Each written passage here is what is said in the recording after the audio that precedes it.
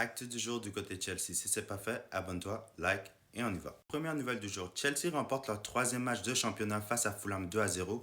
Joao Pedro et Enzo Fernandez ont été les buteurs. C'était pas un match facile pour Chelsea. Il y a eu des décisions qui ont été à la faveur de Chelsea, comme par exemple le but refusé à Fulham en première mi-temps.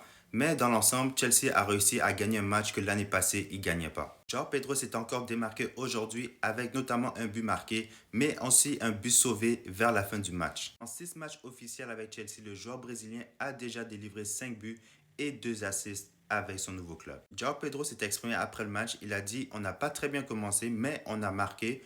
On a eu le temps de s'organiser à la mi-temps et on a très bien joué en deuxième mi-temps. Sur les 7 buts marqués en première ligue cette saison, 4 proviennent des corners. Donc Chelsea vraiment s'améliore sur les coups de pied arrêtés. Grosse performance encore une fois de Moises Caicedo qui s'est entraîné juste une fois depuis vendredi passé. Dans ce match-là, il a réussi 4 tacles, 5 interceptions, bloqué un tir, 2 dégagements et réussi 6 de ses 8 duels au sol. C'est vraiment une machine ce joueur-là, clairement le meilleur milieu défensif au monde. Liam Delap s'est malheureusement blessé au début du match et Enzo Maresca a confirmé après le match qu'il va être absent de 6 à 8 semaines. Et là, c'est là que le drama commence. Enzo Maresca a également laissé savoir qu'il voulait un autre attaquant. Il a dit qu'on a 2 attaquants, c'est suffisant, mais quand l'un d'eux est blessé pendant des semaines, ça ne sera pas assez. Dans la même conférence de presse, un journaliste a posé la question à Maresca pour savoir s'ils allaient annuler le prêt de Nicolas Jackson. Maresca a répondu: je n'ai aucune idée, je viens de terminer le match, nous allons nous asseoir maintenant et nous verrons, aucune idée pour l'instant. Maintenant, on sait qu'est-ce que Chelsea a décidé de faire. Nicolas Jackson qui était en route vers Munich pour passer sa médicale pour devenir un joueur de Bayern. Chelsea a contacté Nicolas Jackson et le Bayern de Munich pour dire qu'ils annulaient le prêt et demander à Jackson de retourner à Londres. Après tout ce qui s'est passé cet été, Nicolas Jackson ne veut pas retourner à Chelsea. Lui, il voulait rester, mais Chelsea a essayé de le vendre à tous les clubs possibles.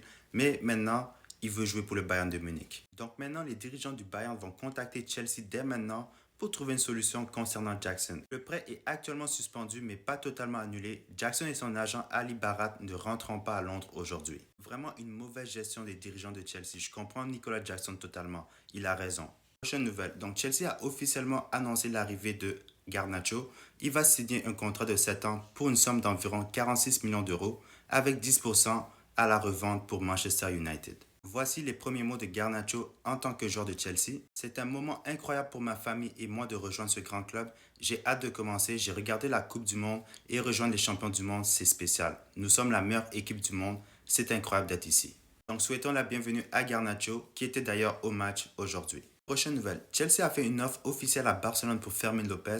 L'offre s'élève à 40 millions d'euros et a été soumise cet après-midi juste après le match.